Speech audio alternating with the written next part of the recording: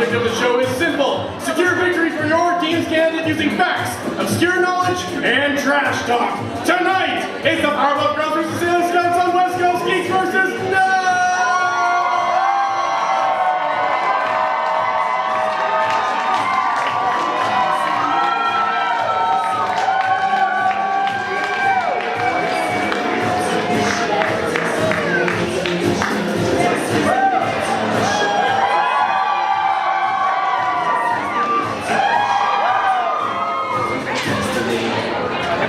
You gotta love cartoon theme songs from the 90s, folks. You tune in, you watch the show, at the beginning they narrate everything you need to know about it. Case in point. Sugar, spice, and everything nice. These were the ingredients chosen to create the perfect little girl. But Professor Utonium accidentally added an extra ingredient to the concoction. Chemical eggs. Explosion! Thus, the Powerpuff Girls were born! Using their ultra superpowers, Blossom, Bubbles, and Buttercup have dedicated their lives to fighting crime and the forces of evil!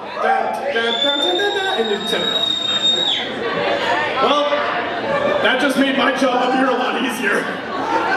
Although now reviewing on said origin story, one has to question exactly why Professor Utonium, a single middle-aged man, wished to create the perfect little girl. But maybe I should not think about that too hard, because it might turn into a Chris Hansen To Catch a Predator type situation. Don't worry, there'll be plenty of time to ruin Cher's childhood shows later in the debate. Don't worry, that will happen. Instead, less focused on the sheer blasphemy of Professor Utonium playing God, huh? Take away the chemical X, because who the hell saw that coming, right? Utonium is a learned man who was convinced he was going to manufacture life using sugar, spice, and everything nice. Now, obviously the ingredient that's open for interpretation here is the vaguely mentioned everything nice. In the show, this is represented with rainbows, kittens, I think there's an ice cream cone in there. There's a couple of unicorns, yeah, which, as we learned from a previous debate, is called a blessing. But really, everything nice is quite subjective. If I were to add everything nice to a concoction, it would probably have a chainsaw, a copy of Half-Life 3, a Star Wars sequel that does not suck, a loving wife who can hold her own in a zombie apocalypse, because I think of the future, bacon, Bacon, Kevin Bacon, and throw in Nathan Fillion too, what the? But I'm a realist here. I know my concoction would not result in new life. It would just result in Nathan Fillion covered in sugar and spice. And Kevin Bacon. Which ain't that bad, guys. I'm pretty sure Logic and my wife covered in sugar and spice, but Nathan Fillion's also there, so just draw from that what you will. So logically, if I were to ask Professor Utonium what he considers is everything nice, his answer would be stem cells. Just a heaping bucket of stem cells. Although, if we are being blunt here, let's admit to what the Powerpuff Girls actually are, and they are a mistake. A adorable mistake, don't get me wrong, but they clearly are deformed children. Other children on the show do not have a head that make up half their body. Nor do they have eyes equal to half their head. That is 1/4 eyes. And that's math. Also, I'm pretty sure children have fingers. Just running that by you. Blossom is the leader, Buttercup is the fighter, and Bubbles has an excellent personality. But does that make the Powerpuff Girls the greatest female fighting force? Now Sailor Moon's theme song, unlike the Powerpuff Girls, doesn't quite totally accurately depict the show. Like, okay, let me run down the lyrics to see what I mean.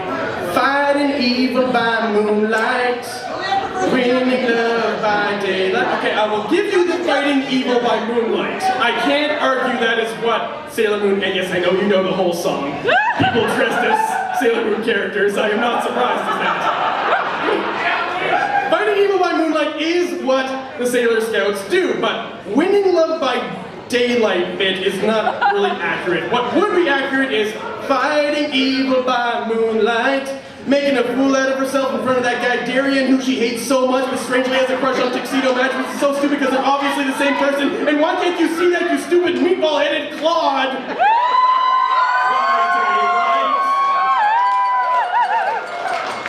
He's got a Clark Kent identity thing there. I can remember growing up, there was a point in my childhood where I didn't give a shit about Sailor Moon, then suddenly I really gave a shit about Sailor Moon. We call that puberty. So, for my own reasons, I watched the show quite extensively. And because of that, I have 2 words for you. Transformation sequences. A good chunk of each show would feature a lengthy reused animation sequence in which the Sailor Scouts would magically change into skimpier outfits. What's not to love about this show? And while that's happening, their bodies are censored by what I can only describe as sexy science magic.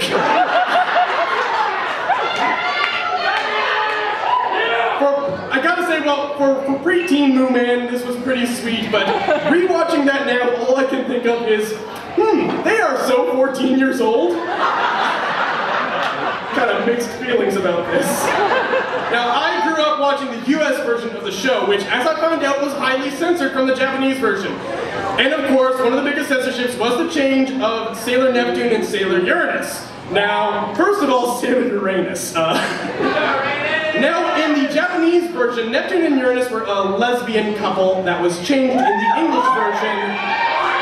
However, in the English version, they changed it from being lovers to cousins.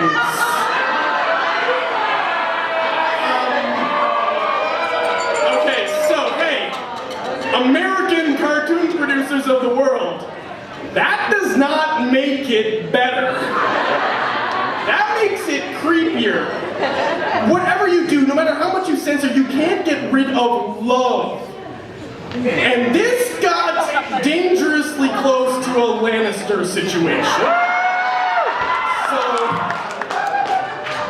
Now, as I understand it, Sailor Moon is making a comeback, and all the sexuality, the genders, all that relationship muck is going to be true to the original manga. However, keep in mind, this is a reboot of a 20-year-old show, so despite that, because of the times, there is going to be some changes. What I'm getting at here is, somebody needs to break the news to Sailor Pluto. NASA has deemed you not a planet anymore. The Sailor Scouts have a member for each of our planets, plus a dwarf planet. Sorry, Pluto. That's funny because she's the tallest. But does that make them the greatest female fighting force? That's what we're here to find out. Let's meet the geeks and nerds.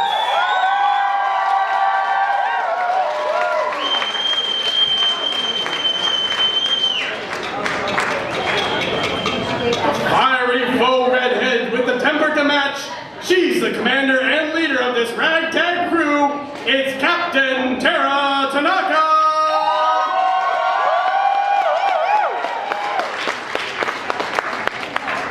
Sugar, spice, and everything nice, and more badassery than Rambo and Indiana Jones combined. She's fierce, the bubbly blonde with a side of whoop-ass. It's Erin Westendorf! She rose from the depths of her couch to battle for Chemical X's superiority over miniskirt-clad middle schoolers. Here, fighting for her fictionalized friends, is the ruler of rumination, Rachel Triforce of Wisdom, Charmin!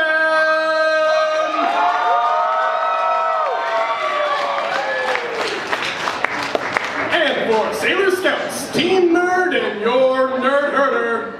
She is the sailor-suited coin mistress of love and justice, Sailor Mars.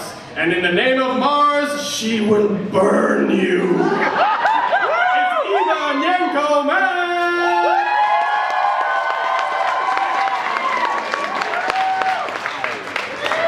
Amanda talks a lot. There's more. Whether it's teaching students how to perform Hamlet or podcasting about the merits of a bow-wielding superhero, she always finds something to say. Today, she is ready to use her thunderous voice to shock those puppy tots with her lightning-fast wordplay. Representing the tall and talented Sailor Jupiter, it's Amanda Conkin!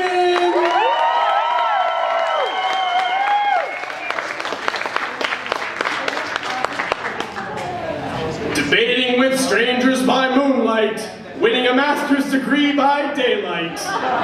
She's still deciding if she wants to be Dana Scully or Buffy the Vampire Slayer when she grows up. She is the one named Erin Renee!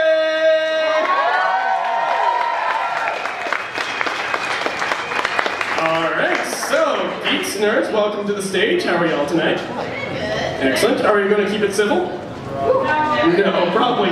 Okay, right now, sure. We'll see how things go. Let us roll our D20s for initiative.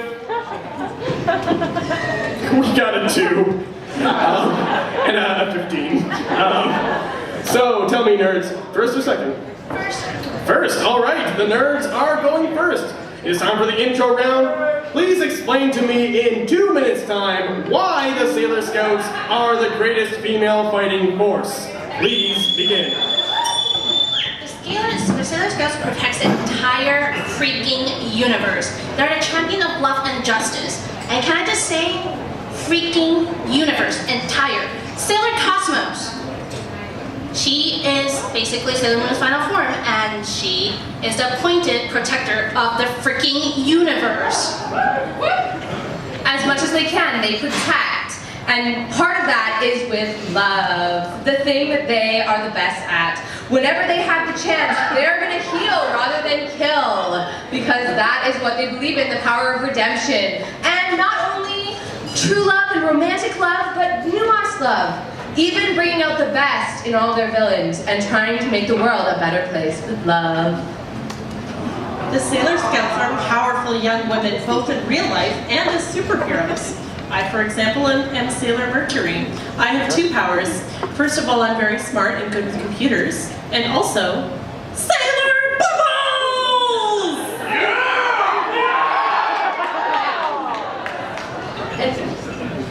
And might I mention that every single one of them is a princess of their own right? Princesses. Warrior princesses. Cena, anyone? 10 of them! Alright, we're ending. And they can travel through space and time. And they're like 1,000 years old. They're also Time Lords. They're Cena and Time Lords into one. Alright, Cena the Time Lord. We're going to end it there. Let's hear it for the nerds, folks.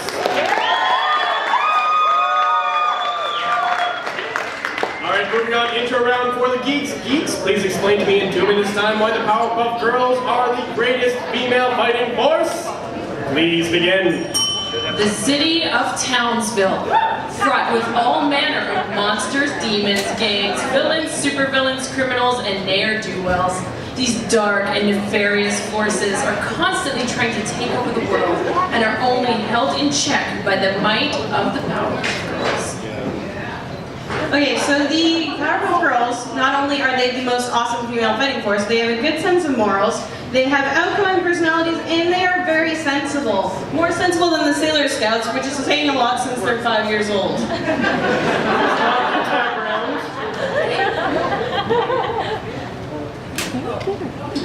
Okay, let me tell you something. Let's see what the Powerpuff Girls have. Super flight, super strength, invulnerability, ice breath, fire breath. They can communicate with animals, they can speak Spanish, they can do everything. They can do anything. And the Sailor Scouts, they have...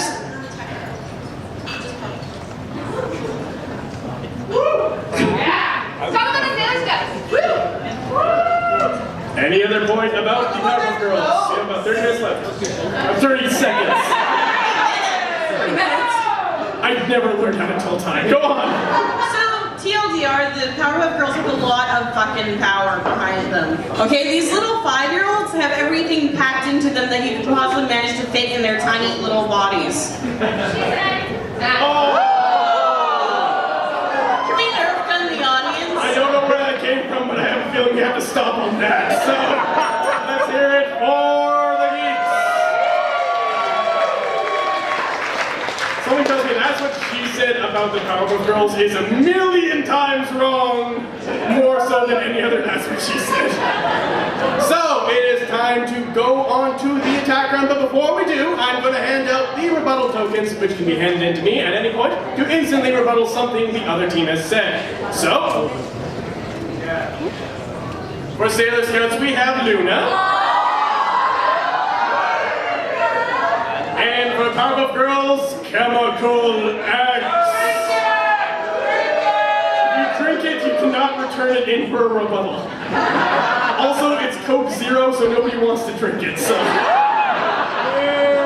Except for Scott Pilgrim, apparently. Alright, so, time for the attack round, folks. Team Nerds, explain to me in 2 minutes' time why the Powerpuff Girls are not the greatest female fighting force. Begin. Sensible? Really? Have you ever watched a 2-year-old have a temper tantrum? Like most spoiled preschoolers, the Powerpuff Girls can't leave a scene without making a colossal mess, and they never clean up after themselves. They are violent and completely destroy Townsville every single time they get into a fight. They are chaotic, blunt, and completely reckless. They have no self-control. They are bulls in a china shop. Adorable bulls in a china shop. And one of them emits ice from her mouth. Yeah, this is bad for the people of Townsville. They have to pay taxes to rebuild their futuristic skyscrapers every single time Buttercup loses her temper. Sailor Moon, on the other hand, always leaves the situation better off. Okay, speaking of violence, we're talking about billions of dollars of damage every single time they fight, and it happens every single day. The show also teaches kids that violence is the answer to everything. Solve your problems with beating them up. You don't like their evil turban face? Beat them up! You don't like their frilly Santa mini dress? Beat them up! If you don't like their weird color skin and their bad boy attitude, beat them up. Because they are kindergartners with no empathy. Sounds like America.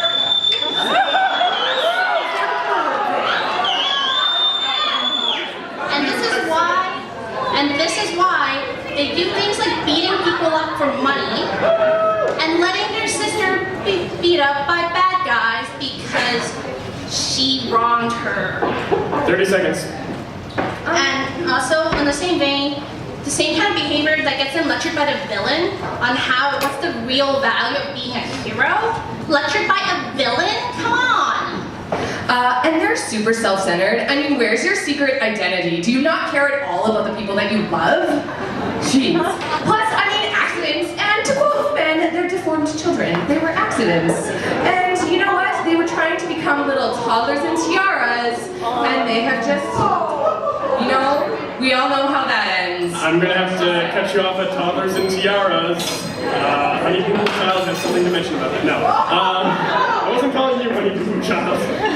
What point do you care to... let me just fucking do it. This happens with them again, folks. I don't know how to talk to women. So, what point do you care to rebuttal? Actually, I'd just like to point out that all of those things lend in our favor to the debate, which is that they're the greater female fighting force. So the fact that they're going around and destroying shit to get shit done, that sounds like they're being pretty feisty to me. I don't know, just saying. And I'm just saying, they are little psychopaths with a lot of superpowers. With a lot of fight in them, you mean? Alright, don't rebuttal to rebuttal. Alright, I'll give you like 10 seconds to finish any thoughts you have. Yeah. Anything else? Not a good use. Strength isn't the only way that you can fight. To be concerned with the masculine notion that strength and might and being able to hammer down your enemies is what's going to win is seriously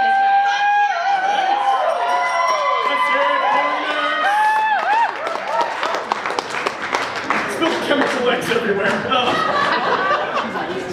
All right. A little accident.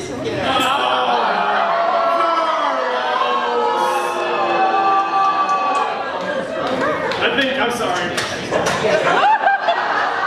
So, it's time for the attack round with the Geeks. Geeks, explain to me in 2 minutes time why these Sailor Scouts are not the greatest female fighting force. Please begin. Okay, so you guys said that we are like toddlers throwing a tantrum. I wasn't listening and I was just assuming you were still talking about the Sailor Scouts. So some accuracies that I'd like to point out for the Sailor Moon theme. Fighting evil by moonlight, winning love by daylight. No, it's more like winning love by moonlight, winning love by daylight, fighting evil for like 30 seconds, crying a bit over it, and then dissolving into a frothing pile of hormones.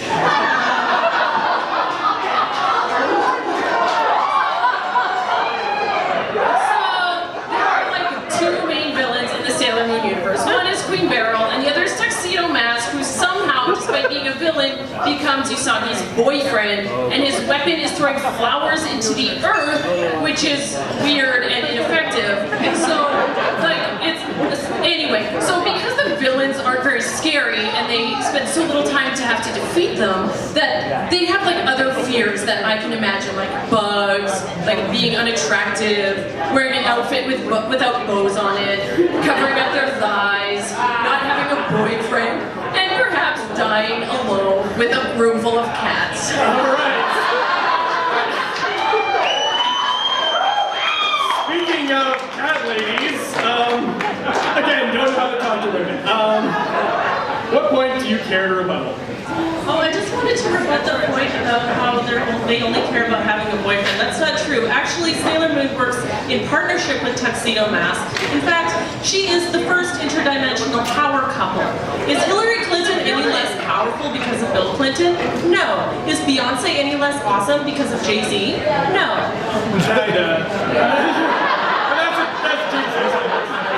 That's just Jay-Z. All right, going back, you guys have a minute? So anyway, thank you for reiterating our point, so now we'll carry on to our other point. Would you trust your universe to a pack of girls who have infinite, science-made superpowers, or would you trust it to 10 girls who basically just collapse every time somebody flicks them on the shoulder? These are girls who will crumble and cry at the slightest provocation, but the girls will take buildings to the face before they give up. They will destroy the world before they give up, but they won't, because they are too strong to. Yes. And they are too sensible to. Anything else? All right, let us hear it for the Geeks.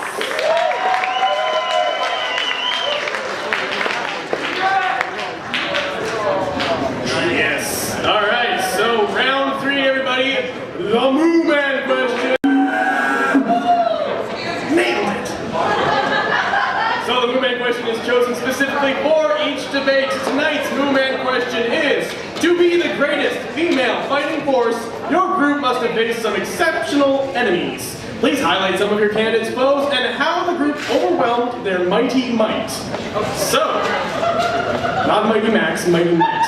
So, yeah, I know you're all ready to argue Mighty Max. Yeah! The male equivalent to Polly Pocket.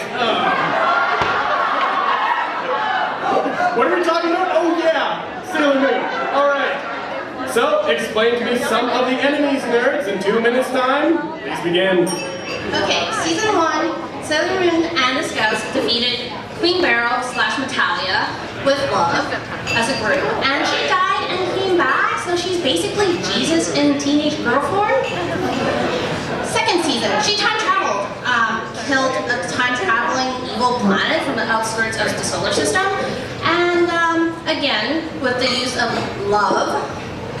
And they also turned 4 sisters of that group to good by example. So they lead by example.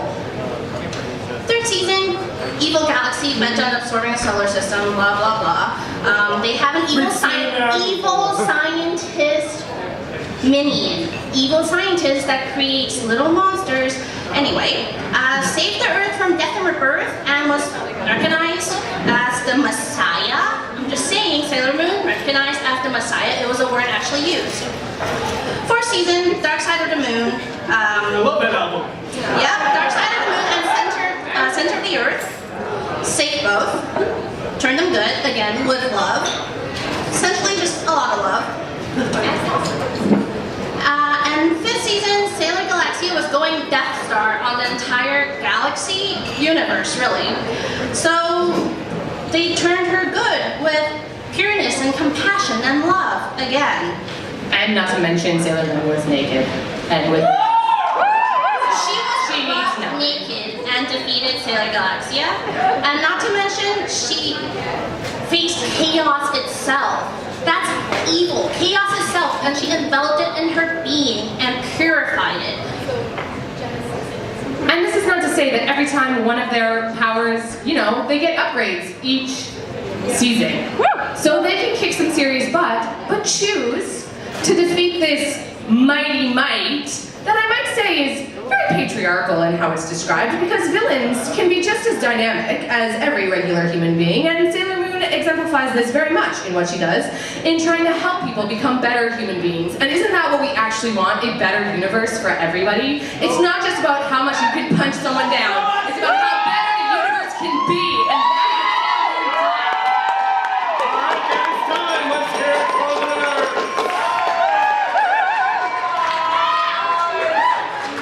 Criticize my roommate question. I sure did. All right. I like saying mighty might. Anyway, going on. Roommate question for the Geeks. Explain to me the villains and how they overcame them. 2 minutes. I have prepared a poem for you all.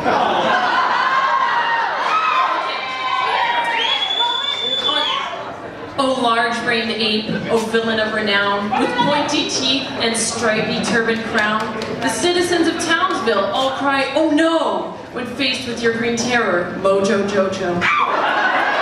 Perching high above the city in your observatory, you prepare each night and day for battle glory. But despite your skills in evil and mad science, to the Powerpuff Girls, you're but a mere annoyance.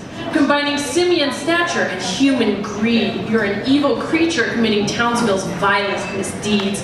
With robots and ray guns bent on destruction, you explode with the force of volcanic eruption. Your inventions and elixirs so strong and mutational, which lesser heroines might find so sensational, are merely a run-of-the-mill distraction to these three girls of kick-ass action. So we put it to you, O audience both nerd and geek, who better to battle such evil freaks than these little girls of sugar, spice, and X, who give their lives to fight evil and deserve our respect.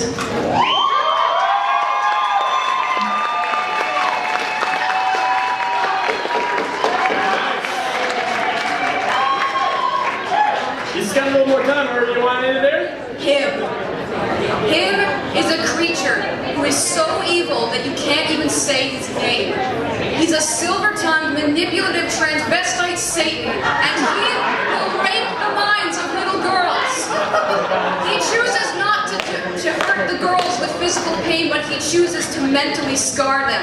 And yet every time the girls rise above them, with their conquering of fears and with their sisterly bond, they will find strength within them instead of in their pants.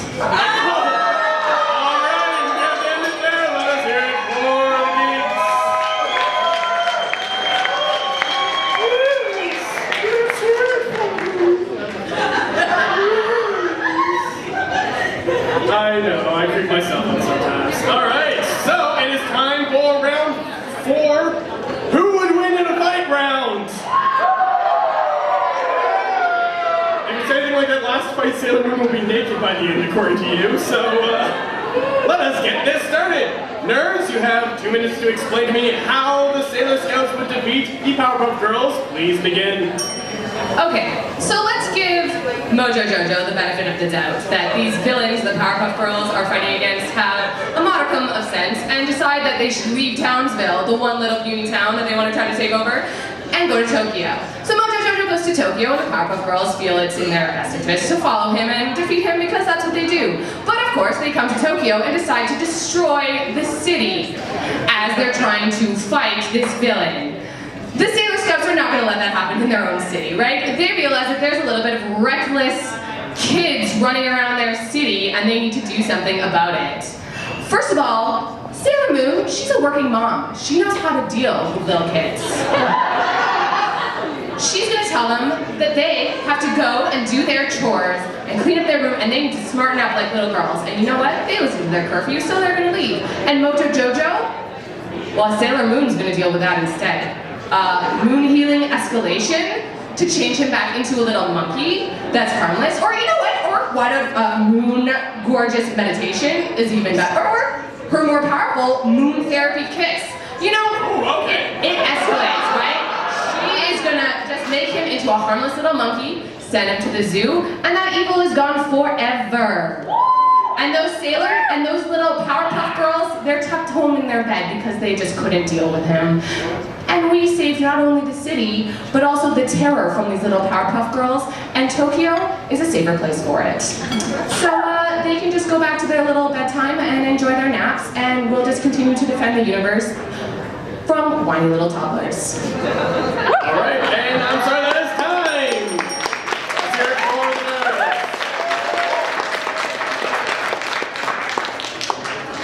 nerds. All right, wow, we are just bustling along because it is already round 5.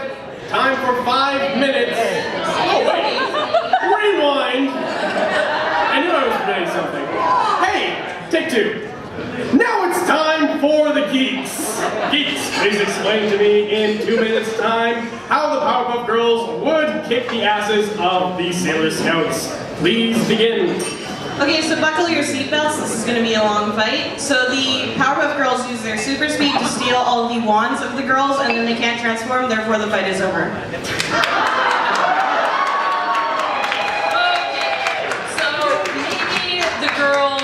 Didn't notice the Sailor Scouts pulling out their like transformation wand or whatever. But guess what? They can actually travel at the speed of light, and they can strike during the vulnerable transformation phase, which why does that happen anyway? Because any villain could do that if you have like a 1.5 minute transformation phase that they can't fight it. Standing in front of a villain naked with smoke and like ribbons. No science magic. Just magic. Powerpuff Girls are all science. Anyway, so during this transformation time, they're extremely vulnerable, and the Powerpuff Girls could totally kick their ass there. So, okay, let's just give them the benefit of the doubt and say that they do manage to get to their transformations because the girls were, I don't know, something else, but... So, they get to the end of their transformation. 2 words, cherry bomb. It can blow up the universe. So, if the girls were finished transforming, there is literally nothing that the Sailor Scouts could do. They could throw their tiaras and they could wave their wands with their pretty sparkles and everything like that, but then the girls would just, you know, like blow them up with cherry bomb, turn into particles, freeze them, burn them. They could throw them into space. They could basically do anything and everything to make them be defeated, and there's nothing they could do. One thing I'd also like to point out is that the Sailor Scouts need to use scrolls and wands and tiaras and whatever the hell else shiny shit they have on them. The Powerpuff Girls all have that inside them. They don't actually need to spend 1.5 minutes transforming. It's just there. All right, that is the end of that round. Let us hear it for the Geeks. When you mentioned all that shiny accessories they have, does anyone remember that fucking pen that Sailor Moon has? Where she could transform into like Venus has anything? one too. Why doesn't she use that more often? I guess so. It's just like lots of situations like, use a pen. Remember, you have that fucking pen. It was a cell phone? Oh, okay. We'll talk later. Anyway, it is now time for 5 minutes of open debate. You guys have a lot going on here, so I will let it happen and reload my gun. Begin! Can we just rebut that if you kill the Sailor Scouts, they're just gonna get reincarnated and become more powerful, so... They never actually really die. Or if the one time the Powerpuff Girls got killed, they also got reincarnated by the love of townsville citizens because they actually didn't care that Powerpuff Girls destroy the city. If they cared, they would move away. They were only incompetent enough to die one time, as opposed to your however many times that you people died. Over thousands of years? Yeah. That's moonist! Let's actually think about Townsville without the Powerpuff Girls. The city isn't getting destroyed every 2 weeks. Mojo Jojo kicks out that nincompoop of a mayor, probably governs quite effectively, and the people of Townsville have good governance and lower taxes. Everyone is better off.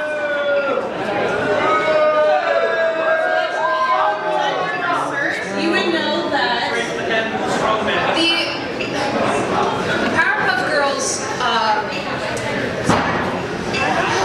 there's an episode of the Powerpuff Girls Where they leave. Hey, she's got it up. There's an episode of the Powerpuff Girls in which a Professor Dick makes Powerpuff Girls and sells them to the rest of the world.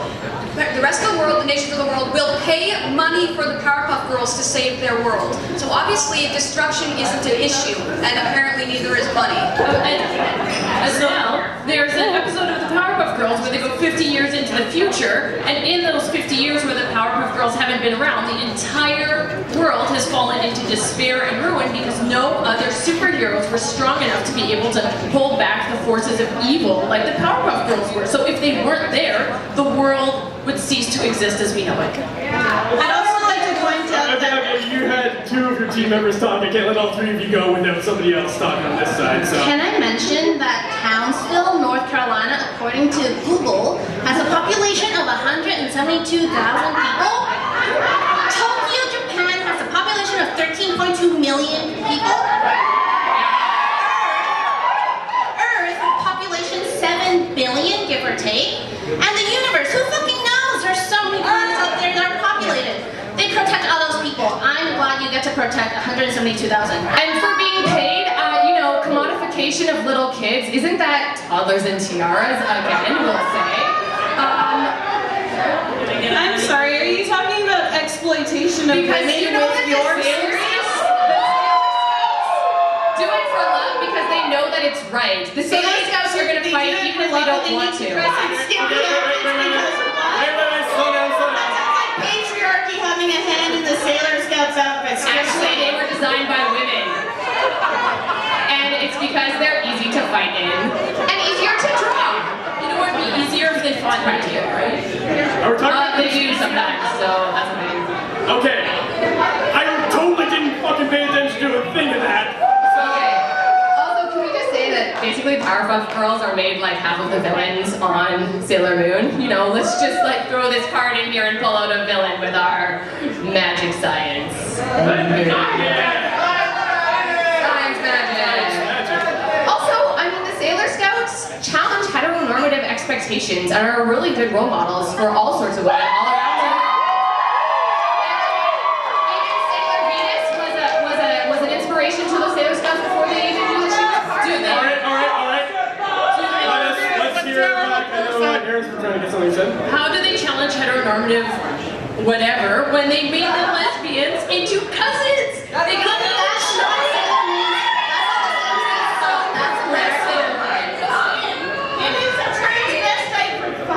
transvestite lobster! Yeah, and the Powerpuff Girls, him is Satan. That's awful. You know what? Satan can be a transgender lobster. I'm all for equality. Well, if your only character is, the only transgender character is a lobster and a demon, then yeah, that is a problem. No, that's actually not true. There are several other instances of transgendered characters if you looked it up. Alright.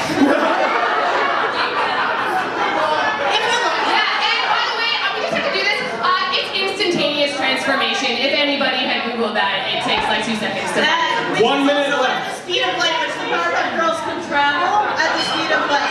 I'd also like to point out that you guys fight your problems with love. That's not fighting, that's just giving into more passive means. This show That's not beating people up, it is fighting. Who's the more superior fighting force? That's the question. It's not like who's the conflict resolution force. Hey, speaking of who's a better fighting force, Say it again. Let's sit around and talk about our feelings. Say it. Calm down. speaking of fighting force, there have been more times than I can count when the day's been saved by Mojo, him, and Fuzzy Lumpkin. Good job, Powerpuff Girls. Good You're influence on them, I now guess. villains. Can I just say that the Sailor Scouts spend the very first episode of their show 1 minute and 22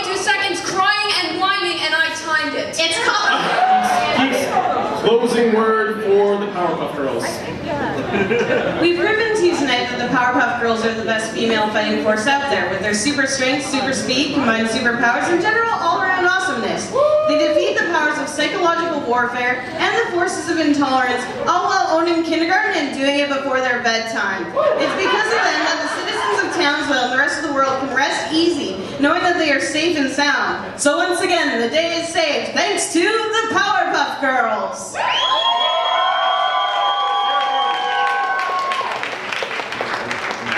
Good job, Geeks, and now final word from the nerds. Nerds? At the end of the day, this debate really comes down to one thing. Toddlers and tiaras, or champions of truth, justice, and defenders of the universe.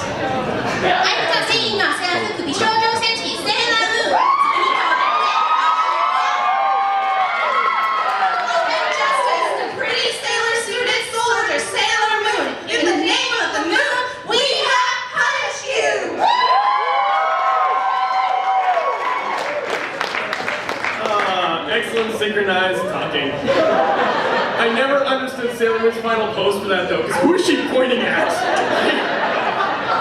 Two people. You. Oh, it's Pew Pew. Okay, got it. Alright, so now it is time to render your vote, folks, with applause and cheering. Do we hear it for Team Geek and the Powerpuff Girls?